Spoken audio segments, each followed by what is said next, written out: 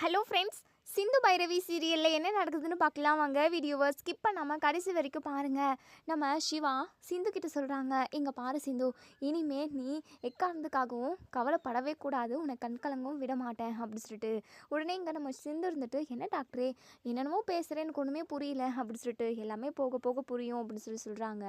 So இவங்க ரெண்டு பேரும் ஒன்றா வந்திருக்க விஷயம் அன்னபூர்ணிக்கு தெரிஞ்சு, அன்னபூர்ணி இப்போது நம்ம சிவா இருக்கிற இடத்துக்கே வந்து சிவா கிட்ட அது இதுன்னு கேள்வி கேட்கும். சிந்து வந்து உன் பக்கத்தில் படுக்கவே கூடாது, அவளுக்கு உனக்கு எந்த சம்மந்தமே கிடையாது, இந்த ஏமாத்துக்காரி இவ உன் கூட இருக்கவே கூடாது அப்படின்னு சொல்லிட்டு சிந்துவை வந்து பயங்கரமாக அடிக்கவும், நம்ம சிவா இருந்துட்டு என் பொண்டாட்டி என் கூட தான் இருக்குவா, எனக்கும் அவளுக்கும் விவாகரத்து இன்னும் நடக்கவே இல்லை, கோர்ட் எங்கள் ரெண்டு பேரும் ஒன்று சேர்ந்து வாழ தான் சொல்லியிருக்கு அப்படின்ற மாதிரியெல்லாம் இங்கே நம்ம சிவா வந்து அன்னபூர்ணியவே எதிர்த்து பேசியிருப்பாங்க. ஸோ அன்னபூர்ணியுமே கோவமாக அங்கேருந்து கிளம்பி வந்துடுவாங்க.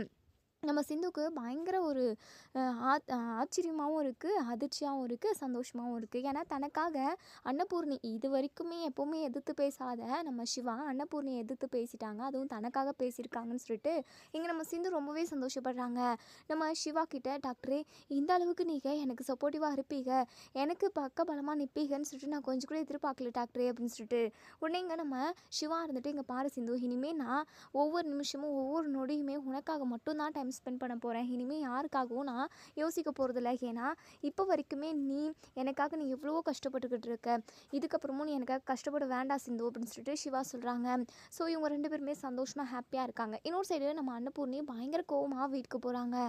வீட்டுக்கு போனதுமே இங்கே நம்ம அதாவது ஸ்வாதியோட அப்பா அம்மா, அதுக்கப்புறம் நம்ம ஆறுமுகம், அதுக்கப்புறம் நம்ம பைரவி, இவங்க எல்லாருமே ஹாலில் தான் உட்காந்துருக்காங்க. ஸோ அன்னபூர்ணி கோவமாக போகிறத பார்த்து நம்ம பைரவி இருந்துட்டு, அத்தை என்னாச்சு அப்படின்னு சொல்லி கேட்குறாங்க. உடனே இங்கே நம்ம அன்னபூர்ணி அப்படியே கோவமாக அப்படியே முகத்தை ஒரு மாதிரி சுழிச்சிக்கிட்டு இருக்காங்க. அவங்களால பதில் சொல்லவே முடியல. ஏன்னா எப்பவும் எதிர்த்து பேசாத சிவா இன்னைக்கு அந்த கேட்டுக்கிட்ட சிந்துக்காக நம்மளை எதிர்த்து பேசிட்டானே, நம்மளை தூக்கி போட்டுட்டானேன்னு சொல்லிட்டு ரொம்பவே கோவத்தில் இருக்காங்க. ஸோ துக்கம் தொண்டையை அடிக்குதுன்னுவாங்களே, அந்த மாதிரி தான் இங்கே நம்ம அன்னபூர்ணி பயங்கர கோவத்தில் இருக்காங்க. இப்போ இங்கே பைரவிக்கு ஒன்றுமே புரியல. உடனே ஆறுமுகம் இருந்துட்டு, என்ன நடந்துச்சுன்னே தெரியலையே அம்மா, என்னன்னு சொல்லுங்கம்மா, ஏம்மா இவ்வளோ கோவமாக இருக்கீங்க, எப்போவுமே நீங்கள் இம்பிட்டு கோவமாக இருந்தது இல்லையே, சொல்லுங்கம்மா அப்படின்னு சொல்லி கேட்கவும், உடனே இங்கே நம்ம மகா இருந்துட்டு, ஆறுமுகம் எல்லாம் முடிஞ்சு போச்சு, இனிமே சிவா நமக்கு இல்லை, இந்த சிந்து சிவாவை நல்லாவே மாற்றிட்டா, அன்னபூர்ணி அக்காவை இது வரைக்கும் எதிர்த்து பேசாத சிவா அந்த சிந்துவுக்காக அன்னபூர்ணி அக்காவே எதிர்த்து பேசிட்டான், அது மட்டும் இல்லாமல் என் பொண்டாட்டி என் கூட தான் இருப்பா, அவ கூட தான் ஒன்று சேர்ந்து வாழ்வேன் அப்படின்னு சொல்லிக்கிட்டு இருக்கான் அப்படின்னு சொல்லிட்டு அங்கே நடந்த எல்லாத்தையுமே இங்கே நம்ம மகா வந்து எல்லாருக்குமே சொல்கிறாங்க. ஸோ இதை கேட்டு இங்கே நம்ம ஆறுமுகத்துக்கும் சரி பைரவிக்கும் சரி ரெண்டு பேருக்குமே ரொம்ப சந்தோஷமாக தான் இருக்குது. ஆனால் நம்ம அன்னபூர்ணிக்கு தான் பயங்கர கடுப்பாக இருக்குது. அதையும் தாண்டி இங்கே ஸ்வாதி பயங்கரமாக டென்ஷன் ஆகுறாங்க.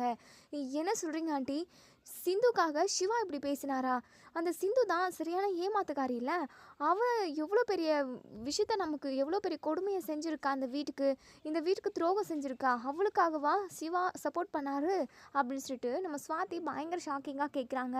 ஸோ இதை கேட்டால் இங்கே நம்ம மகாவுமே, ஆமாம் ஸ்வாதி, இந்த சிந்து என்ன பண்ணாலும் தெரியல, சிவா இப்படி மாறிட்டான், அது மட்டும் இல்லாமல் யாருக்குமே தெரியாமல் இந்த சிவாவும் சிந்துவும் மெடிக்கல் கேம்ப் போயிருக்காங்க, அது மட்டும் இல்லாமல் இந்த சிந்து தான் கண்டிப்பாக சிவாவோட மனசை மாற்றி கூட்டிகிட்டு போயிருப்பா அப்படின்னு சொல்லிட்டு இங்கே மகா வந்து சிந்து மேலே தான் பழி போடுறாங்க. ஸோ உடனே ஆறுமுகம் இருந்துட்டு அன்னபூர்ணிக்கிட்ட, அம்மா இதுக்காக எதுக்குமா நீ கோவமாக இருக்க, அதான் சிவா சிந்து கூட ஒன்று சேர்ந்து வாழணும்னு ஆசைப்படுறான்ல, அப்படி இருக்கிறப்போ அவங்க ரெண்டு பேரும் ஒன்று சேர்ந்து வாழட்டுமே, இதில் என்ன பிரச்சனை இருக்குது, நீங்கள் எதுக்காகம்மா கோவப்படுறீங்க அப்படின்னு சொல்லி கேட்கவும், உடனே இங்கே நம்ம அன்னபூர்ணி கோவப்படுறாங்க. என்ன ஆறுமுகம் பேசிக்கிட்டு இருக்கா, அந்த சிந்து எவ்வளோ பெரிய ஆளுன்னு சொல்லிட்டு உனக்கு நல்லாவே தெரியுமே, நம்ம குடும்பத்தில் உள்ள ஒட்டுமொத்த பேரையுமே ரொம்பவே அவமானப்படுத்தினவ, சிவாவோட வாழ்க்கையவே கெடுத்தவ, ஆனால் அவளை பற்றின விஷயம் தெரிஞ்சுமே சிவா ஏன் இப்போ சிந்து பக்கம் சப்போர்ட் பண்ணி பேசிக்கிட்டு இருக்கான்னு எனக்கு தெரியல, சிந்து கூட மட்டும் சிவா ஒன்று சேர்ந்து வாழ்ந்தான் அப்படின்னா கண்டிப்பாக அவனோட வாழ்க்கை நல்லாவே இருக்காது, அது ஏன் அவனுக்கு புரியவே இல்லை,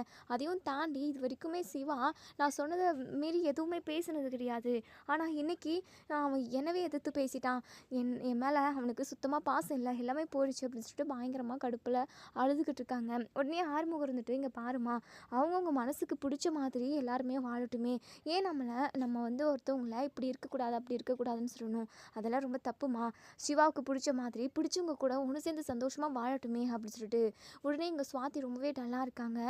நம்ம அன்னபூர்ணி இருந்துட்டு என்னைய ஆறுமுகம் பேசுகிற, ஸ்வாதிக்கும் சிவாக்கும் நான் நிச்சயம் பண்ணி வச்சுருக்கேன்.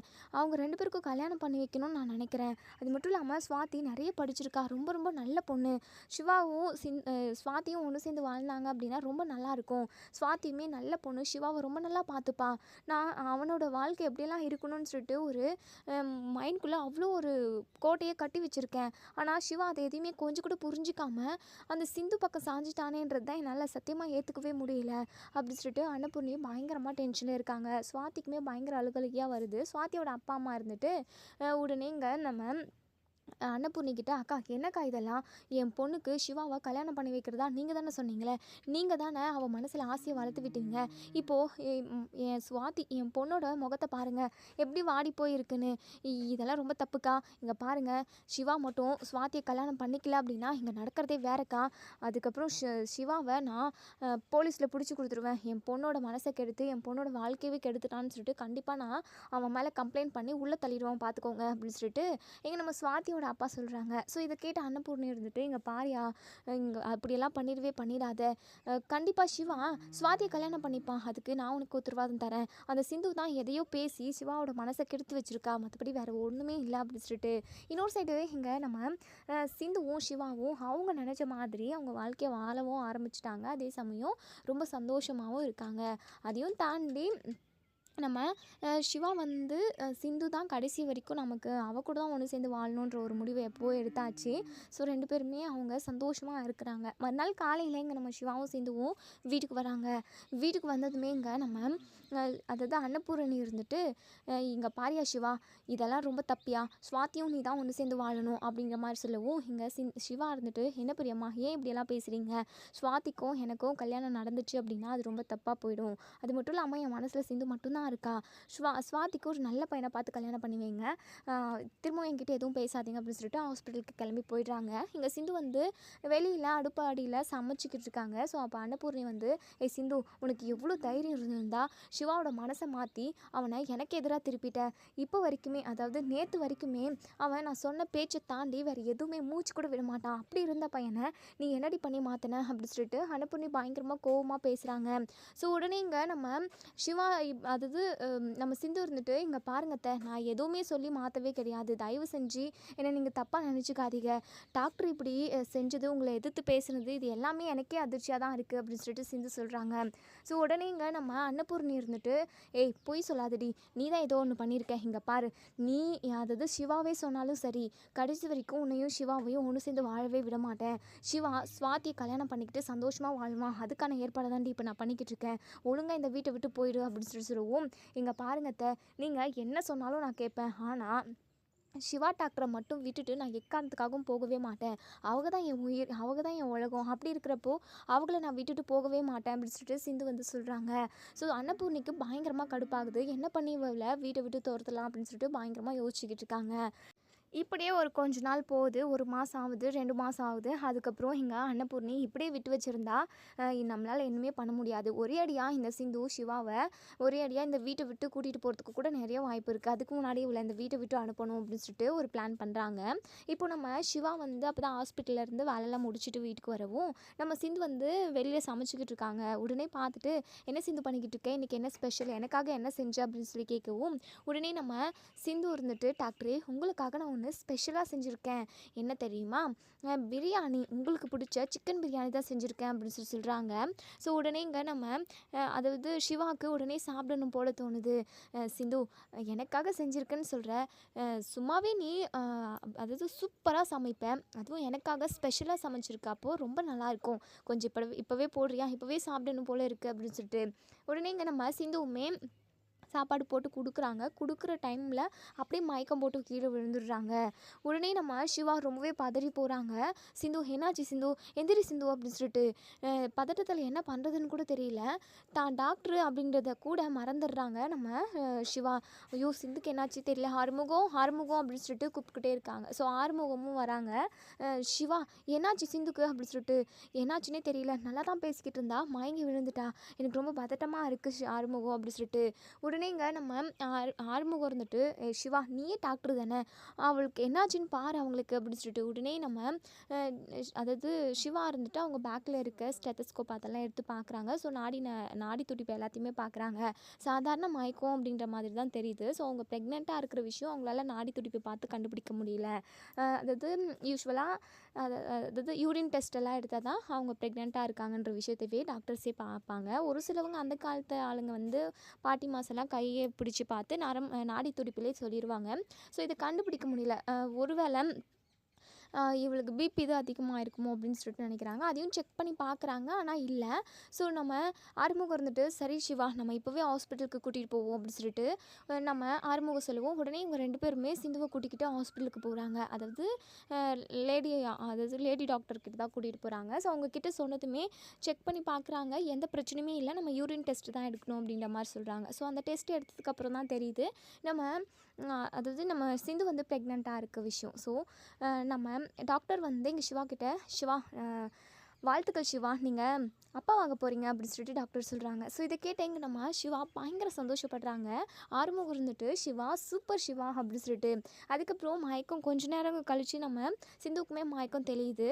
உடனே நம்ம சிந்துவுமே அப்போ தான் எந்திரிச்சு பார்க்குறாங்க, ஹாஸ்பிட்டலில் இருக்காங்க. உடனே இங்கே நம்ம சிவா இருந்துட்டு சிந்து இப்போ தான் கண் விழிக்கிறல்ல, நீ மயங்கி விழுந்ததுமே நான் ரொம்ப பயந்துட்டேன் அப்படின்னு சொல்லிட்டு உடனே இங்கே சிந்து இருந்துட்டு டாக்டரே நான் எதுக்காக இப்போ ஹாஸ்பிட்டலில் இருக்கேன், என்னாச்சு எனக்கு அப்படின்னு சொல்லிட்டு சிந்து ரொம்ப ரொம்ப சந்தோஷமான விஷயம் சிந்து, நீ ப்ரெக்னெண்ட்டாக இருக்க அப்படின்னு சொல்கிறாங்க. ஸோ இதை கேட்டேன் இங்கே நம்ம சிந்து பயங்கர ஹாப்பி. டாக்டரே என்ன சொல்கிற டாக்டரே, உன்னுடைய வாரிசை நான் என் வயிற்றில் சுமந்துக்கிட்டு இருக்கேன்னா கேட்கவே அவ்வளோ சந்தோஷமாக இருக்குது அப்படின்னு சொல்லிட்டு ரெண்டு பேருமே பயங்கர ஹாப்பி. உடனே நம்ம சிந்து சிவா ஆறுமுகம் இவங்க 3 பேருமே வீட்டுக்கு போகிறாங்க.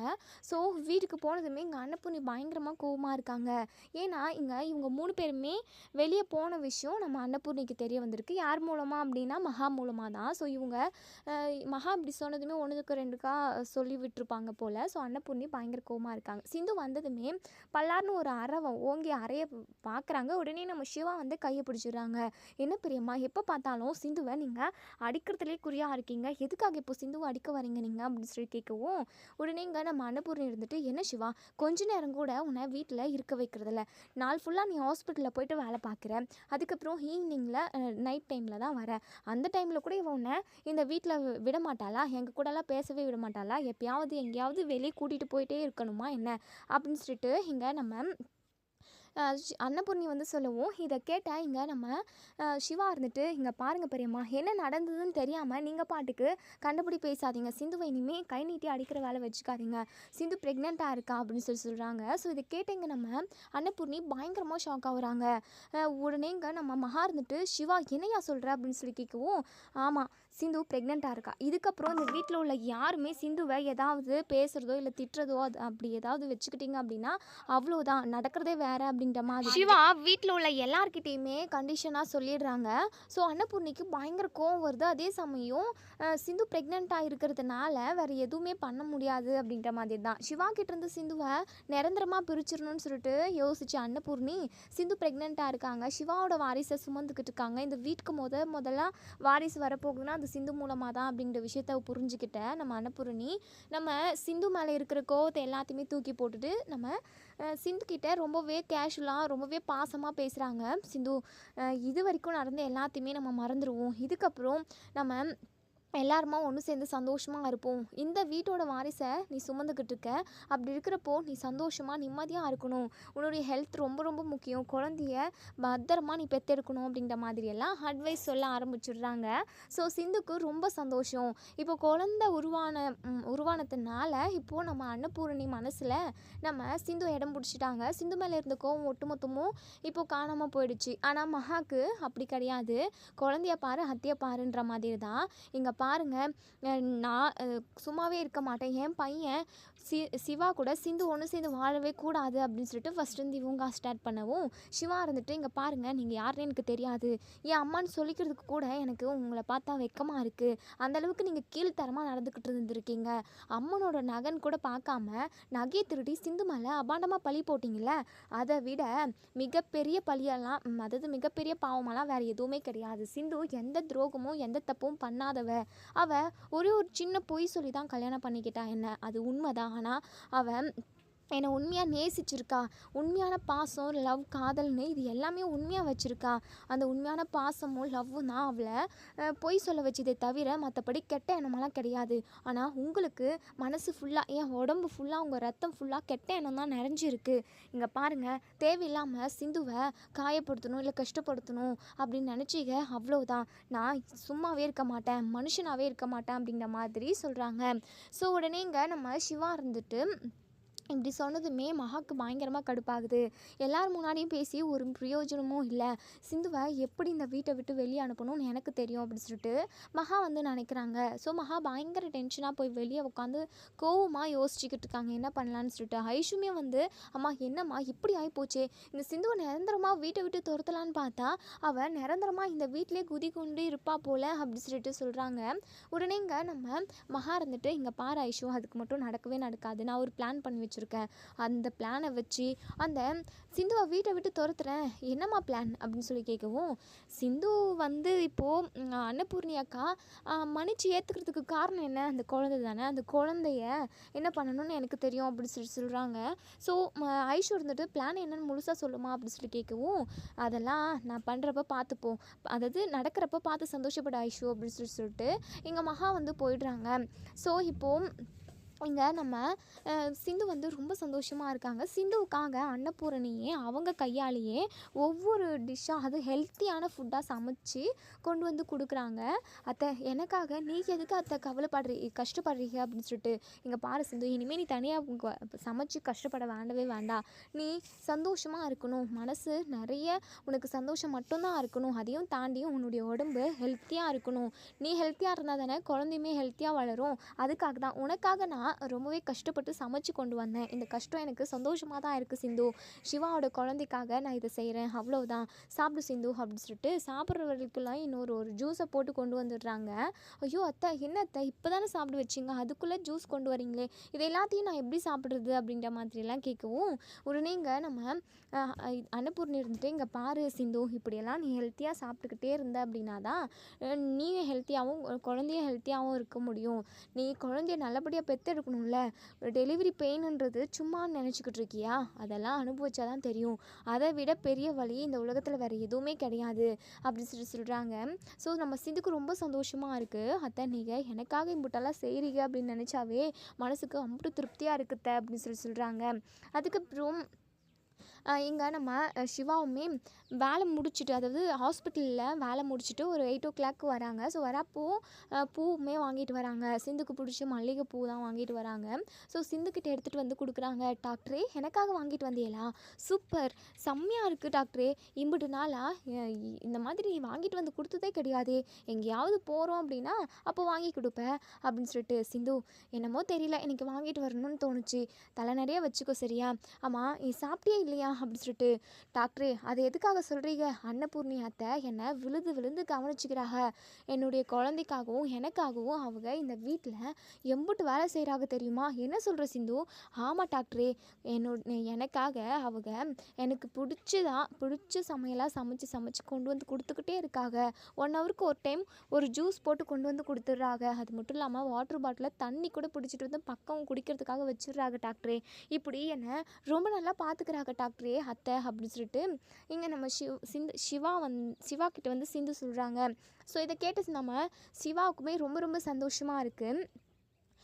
உடனே இங்கே நம்ம சிவா வந்து நம்ம சிந்து வயிற்றில் வளர்ந்துக்கிட்டு இருக்க குழந்தை மேலே அந்த வயிற்று மேலே கை வச்சு ரொம்ப சந்தோஷமாக, இங்கே பாரு தங்கம், நீ இந்த உலகத்துக்கு வரப்போ உனக்கு பிடிச்ச மாதிரி தான் எல்லாமே நடக்கும், நீ எல்லாத்துலேயுமே கொடுத்து வச்சவளாக தான் இருக்கணும், உனக்காக ஒவ்வொன்றுத்தையும் நாங்கள் எல்லாருமே பார்த்து செய்கிறதுக்காக காத்துக்கிட்டு இருக்கோம், உன்னுடைய முகத்தை பார்க்க எங்களுக்கு இப்போவே அவ்வளோ ஆர்வமாக இருக்குது அப்படின்னலாம் சொல்லி இங்கே நம்ம சிவா வந்து அந்த குழந்தைகிட்ட பேசுகிறாங்க. நான் பேசுகிறது யாருன்னு தெரியுதா, உன்னுடைய அப்பா அப்படின்னு சொல்லிட்டு அவ்வளோ உரிமையாக சொல்லவும் நம்ம சிந்துக்கும் ரொம்ப சந்தோஷமாக இருக்குது. என்ன டாக்டரே இப்போவே உங்கள் மகா கூட பேச ஆரம்பிச்சிடியல அப்படின்னு சொல்லிட்டு.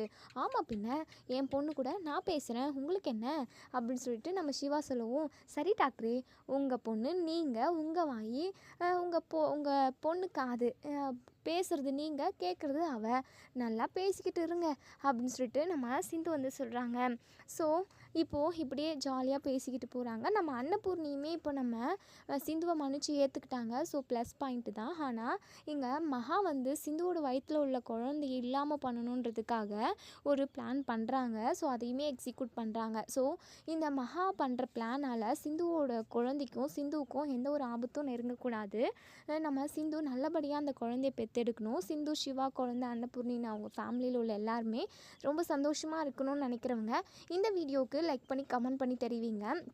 சேனலை சப்ஸ்கிரைப் பண்ணிக்கோங்க. மறக்காமல் பெல் ஐகானையும் கிளிக் பண்ணி